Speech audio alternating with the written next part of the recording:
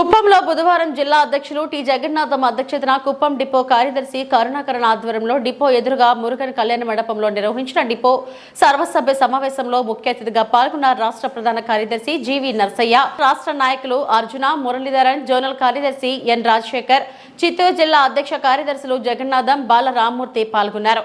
సందర్భంగా వారు మాట్లాడుతూ కుప్పం డిపోలో ఎన్ఎంయుఏ నుండి ఈయూలో 34 మంది సభ్యులు చేరిక కావడం జరిగిందన్నారు. ఈ సందర్భంగా కుప్పం డిపోలో ఎన్ఎంయుఏ జిల్లా అధ్యక్షులు ఏ వేలు, సహాయ కార్యదర్శి K Srinivasulu, chairman NS Manyam, organising secretary Bhaskarlu ఆధ్వర్యంలో 50 మంది ఎన్ఎంయుఏ సభ్యులు ఎంప్లాయీస్ యూనియన్లో చేరడం జరిగిందని తెలిపారు. వీరిని జీవి నర్సయ్య, ఎన్ రాజశేఖర్ సమక్షంలో చిత్తూరు జిల్లా కమిటీ నాయకులు, కుప్పం డిపో నాయకులు కండువాలు వేసి యూనియన్లోకి సాధారణంగా ఆహ్వానించడం జరిగింది. భవిష్యత్తు చాలా ప్రమాదకరమైన పరిస్థితుల్లోకి వెళ్ళిపోతుంది. జోనల్ కార్యదర్శి మాట్లాడుతూ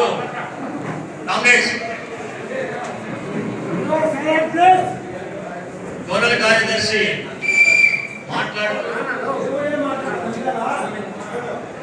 శివలింగం గారు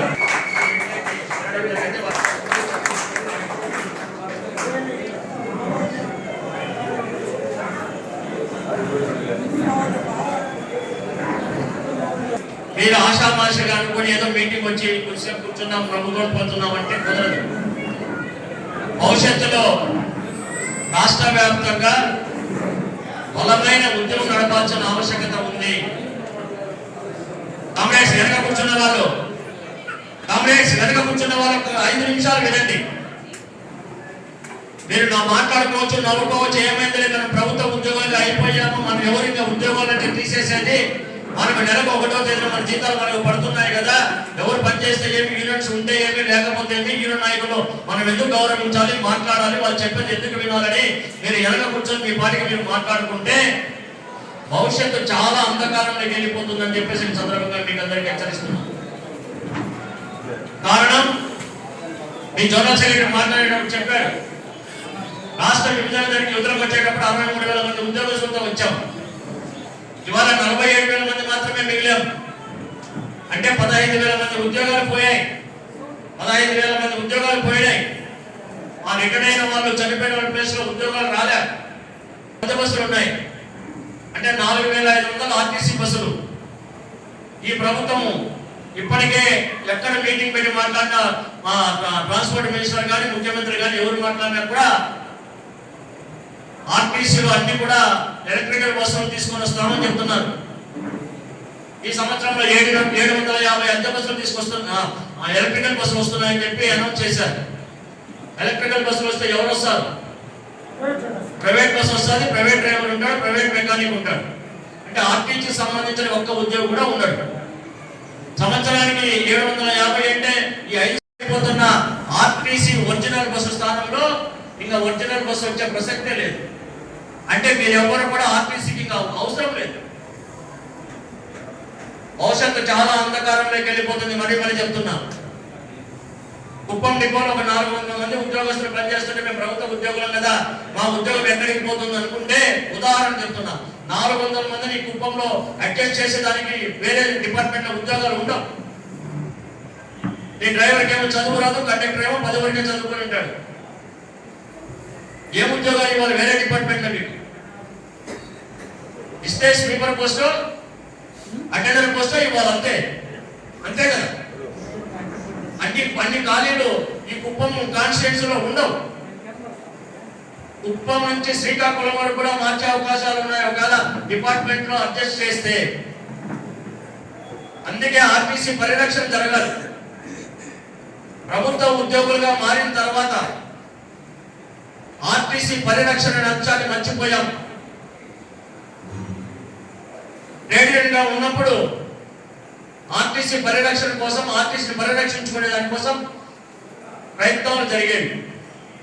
దగ్గర నుంచి రికవరీ కాదు కాబట్టి మనకి ఈహెచ్ఎస్ నిలుపుదల చేశారు రిటైర్ అయిన వాళ్ళు.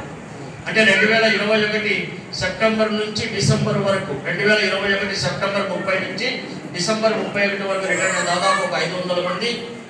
2024 జనవరి 30 నుంచి రిటైర్ అవుతున్న ఉద్యోగస్తులకు ఆర్ఈఎంఎస్ స్కీమ్ లేదు.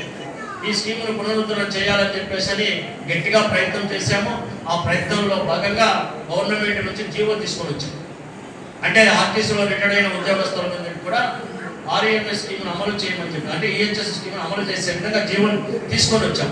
అంటే 225 రూపాయలు రికవరీ అవుతున్న ఉద్యోగి రిటైర్డ్ అవుతుంటే ఈహెచ్ఎస్ 225 రూపాయలు రికవరీ అవుతూ రిటైర్డ్ అయితే వాళ్ళకు 37,500 రూపాయలు ఒకేసారిగా డబ్బులు కట్టాలని, అంతకుముందు కూడా మన దగ్గర రిటైర్డ్ అయినప్పుడు 25,000 కట్టేవాళ్ళు, ఇప్పుడు 37,500 డబ్బులు కట్టాలని, దానిపైన రికవరీ అవుతున్న ఆఫీసర్స్ వాళ్ళు 50,000 కట్టాలని చెప్పేసి జీవో తెచ్చాం.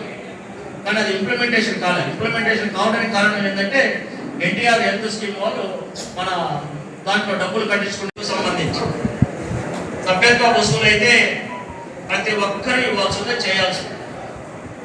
సభ్యత్వం చాలా ఇంపార్టెంట్. ఎవరు ఏ యూనియన్కి సంబంధించిన వ్యక్తులు తెలియాలంటే కూడా సభ్యత్వం వసూలు చేయాలి.